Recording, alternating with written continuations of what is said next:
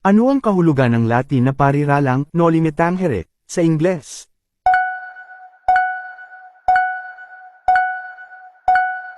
Sagot A.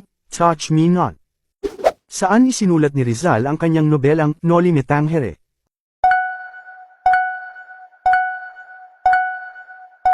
Sagot C. Caris. Aling karakter sa Noli me tangere ang tumutukoy sa mapanupil na mga paring Espanyol?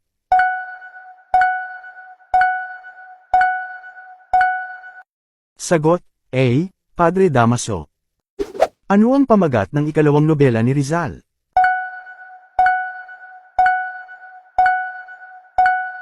Sagot A. El Filibusterismo. Ano ang pangalan ng paboritong alagang aso ni Rizal?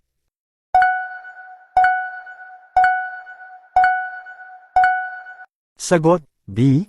Usman. Nakatama ba ang beshi ko? Comment mo naman ang score.